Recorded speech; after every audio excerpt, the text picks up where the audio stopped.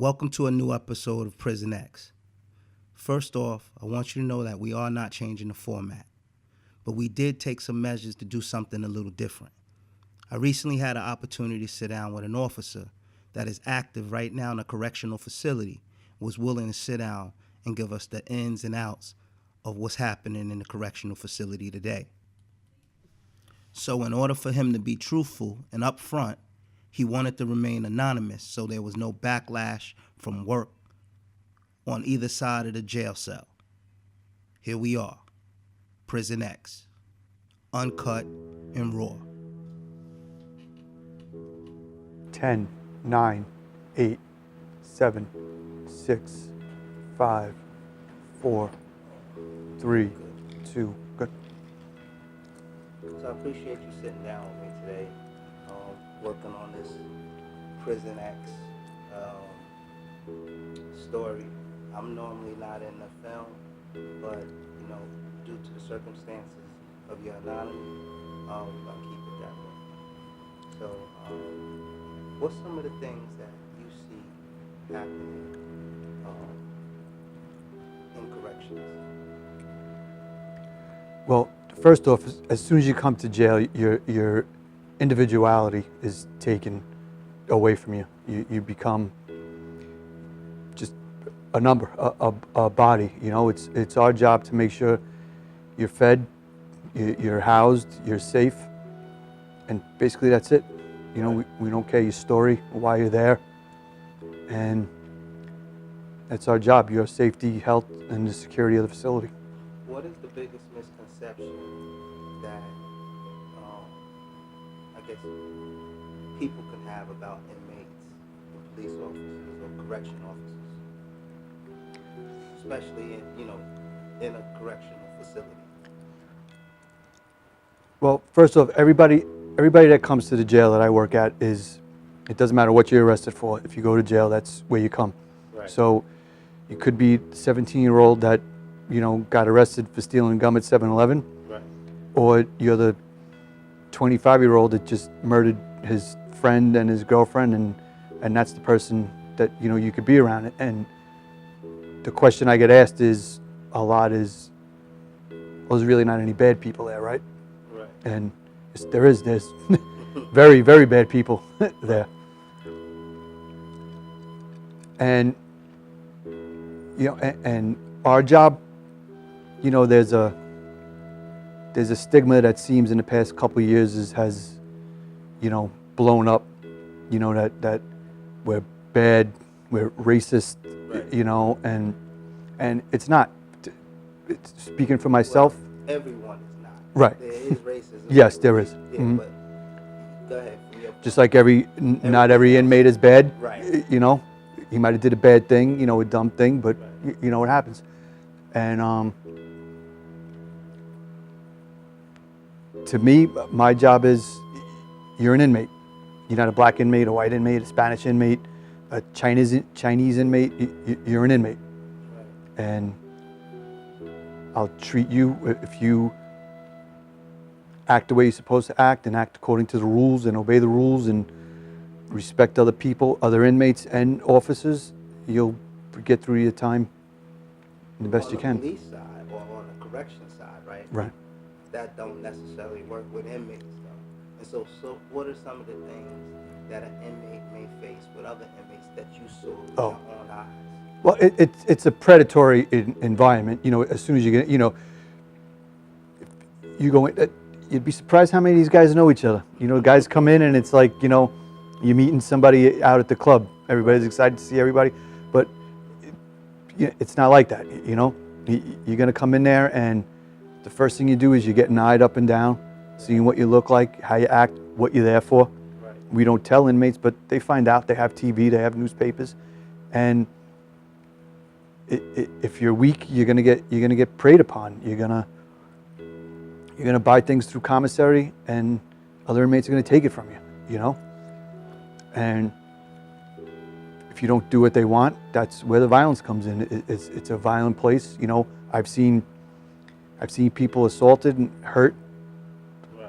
Bad, very, very badly. What's some of the stuff that you saw happen? I've seen, well, I'm trying to pick one. I've seen lots of different things. You know, I've seen stabbings, Right. you know, slashings, a lot of blood, gruesome injuries. One fight that I saw was, you know, an inmate got punched and knocked down, and he was face down on the ground, Right. you know, like nose to the ground, and the other inmate started stomping on the back of his head, you know, broke probably every bone in his face, you know, his teeth, there was teeth everywhere, there was blood everywhere. It was a nasty thing. So from the correction side,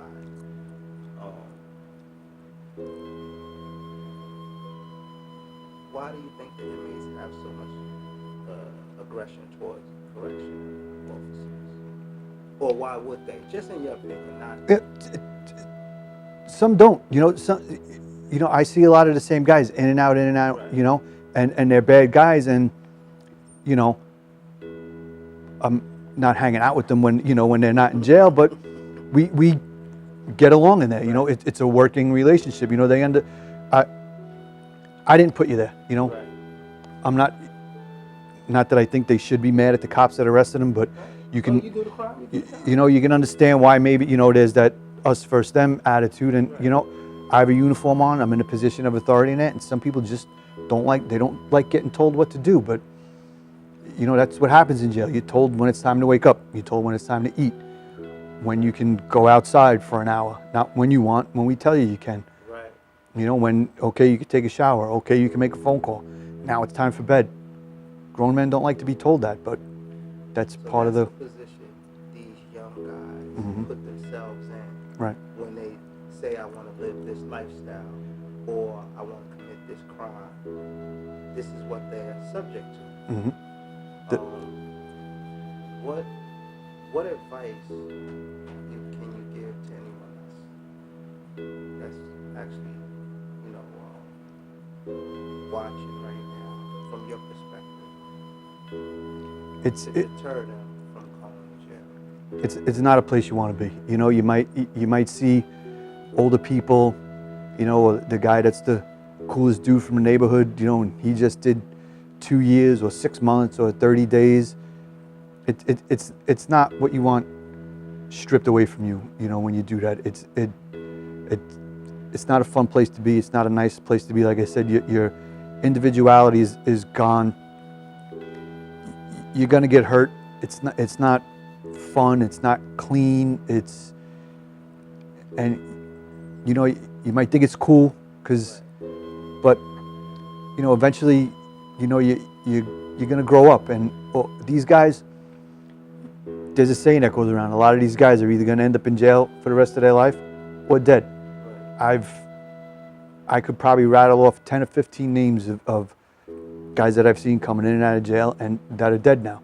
Or I'll watch the news and the guy that came in and out of jail for stealing a car or doing this or doing that, now there's a murder. He just got arrested for it and he's gone for the rest of his life. You know, it's not a place you want to be. It's not fun. And if you do decide to change your life, it's something that could hinder your future. You know, when you go to get a job, if you have any kind of conviction or they know you're in jail, they're not gonna. Yes, everybody deserves a second chance, but sometimes people don't want to give that second chance. You know, they know somebody that was in jail, that trust might not be there. You know, they always worry about that person, that they might gonna do something. And what do you think as far as the inmate side of things? What are, you know, I know you talked about the assault that you saw, but what is the most common thing that happens to these kids that come into jail? Like, I know it's assault. What else? Like extortion. Like, there's sexual assault too. You know, guys that are, you know, there's two different, you know, there's different kinds of housing areas. right. You know, Tell me a little bit about that. you could be in a room, you know, the room that you get locked in at night with another person. Right. And if that person's there a long time and that person has urges or tendencies and you're weak and you can't defend yourself against them doing something like that, they're going to take advantage and they're going to make you do things to them that you don't want to do, or they might do things to you Right. that you don't want, Right. that you don't want getting done to you. And so what happens to them when that happens? What happens? Like say a kid comes in, that scenario happens, right? You get that countdown? 10, 9, 8, 7. Okay, so you was telling me about the assault that you saw. Right. What happened exactly with the inmate? And do you know what it was over? I don't know what it was over. There was you saw an argument. You know where I was working. There's a lot of people. You know, so people are talking. People are loud. So you're not always, you know, that quick to turn if you hear something. You know, loud voices. But then it turned to yelling. You know, so we turned to look, and it was quick. It escalated, you know, to violence, and there was a punch. You know, and the guy that got beat up, he thought he was out there with all his friends, Right. and when he started, you know, getting assaulted and pretty much getting beat up pretty bad, nobody helped him. You know, nobody came and ran over, and it was only one guy that did it to him. You know, so his friends, his buddies could have came over and helped him out, and nobody did. And he got hit, he got punched, he fell down to the ground, and like I said, the other inmate proceeded to stomp on the back of his head and smash his face into the ground. I know that he went to the hospital, and from what I heard, you know, there was jaw fractures and orbital fractures and some steel plate in his face and teeth are gone. And Do you know what it was over? I don't know. But it could be simple as commissary. Yep, it could have been something. You didn't give me what I wanted. Well, I'm not giving it to you. Oh yeah, yeah you are. Right. And So, go ahead. that's how quick it happens. So, tell me a little bit about the gang infestation now and how the gang population has changed in jails. Well, same thing. That you know, now that there's more gang members, you got guys that want to prove themselves. You know, maybe they got to jail and they're not in a gang, but they know maybe an easier way to get along is to become a gang member, and then you have to prove yourself. You know, and that adds to the violence too. They're gonna do something to somebody to show, you know, that they're harder, that they could take an order. You know, to get initiated maybe into a gang, you're gonna have one of the higher ups in the gang tell you to do something, go hurt somebody, assault a staff member, an officer. You don't know why. You don't have anything against that person. You got to do it. And if you don't do it, you're going to be assaulted yourself. So, and if you do it, you know, you're going to get caught. You're going to get in trouble, or you can get, you know, you think you're going to go beat somebody up, and they ended up, you know, beating the crap out of you, and now you're hurt. So there's no good ending to it. So it's just a negative cycle that happens. Mm-hmm. You get in jail. You feel like, do you think most inmates that come in join a gang or be part of a gang just for protection or feel like they need protection? Yeah, they think they'll get along better, you know, when they're surrounded. You know, but like I said, that guy that got beat up and got his face crushed, he was a gang member. He had friends, and nobody did anything. Right. So, what happens, like, take me through the time, like, does it only affect them in your opinion, or do you see it affecting their family as well? Like, do you see when these things happen, these assaults, these extortions, you know, how would an inmate, if they wanted it to stop, you know, they can't really come to the officers and say that, right? No. So, you know, like, I'm trying to let these kids know there's no good ending to going to jail. No, it's not going to stop. Right. When now you're in there, you join a gang, or you do whatever, or you do what you need to do, you know, to get by, Mm-hmm. and then you go out in the street, and it's the same guys. You know, this is, you know, wherever you're from or where you live, it's not a big place. You know, it's gonna get around. People know each other. The people inside talk to the people outside all the time. Right. You're gonna get out. They're gonna know what you did in there. You know, and you think I see it all the time. They think there's some kind of security, you know, or a brotherhood and they don't. You think somebody's going to have you back, and they don't. When if you're just fist fighting in the street, maybe somebody's going to have you back. Right. But when you get caught with all that dope, you and the other guy, he's going to say it's his, not mine. Right. And that's what's going to happen. Nobody's going to take care of you. You think it's a family bond or a brotherhood bond, and it's not. When it comes down to trouble or going to jail or hurting somebody, it turns into every man for himself. Yep. Right. And so let's talk about the notion of snitching. That's a big deal. Mm-hmm. What is snitching, and for those that's watching, and how does that affect the inmate when someone feels they snitch? And give them the definition so they kind of know. Well, there's a couple different ways. You can snitch. Some people.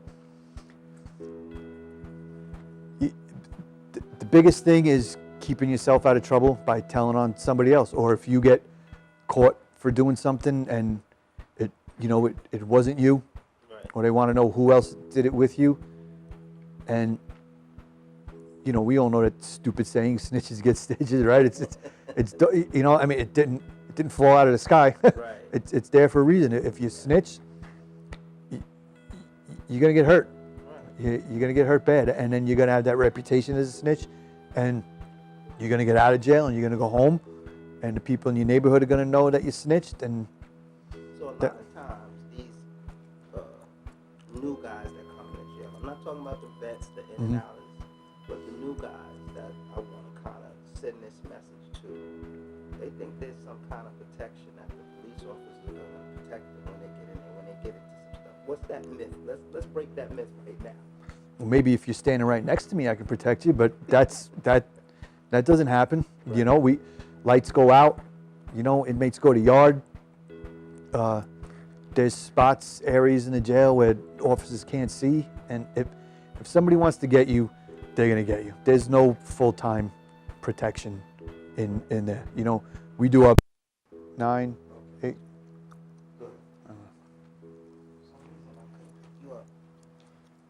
So we was talking about things that happen in visitation rooms, right? And how maybe a gang member, or have you ever saw where they were pressured to have the family members, bring things into the jail and stuff like that? Yeah, they'll tell somebody, that could be an initiation thing also, Right. or just they know that they could prey upon this person and tell them, oh, your mom, your sister's coming to see you, your dad's coming to see you, good. Tell them to bring this in and bring that in, when you get it, come back up and give it to us. So there's no true way of protecting, and I'm talking about the new guys, because the vets know how to kind of get around things, the guys that been in and out, but for the new guys, how do they get around that, in your opinion?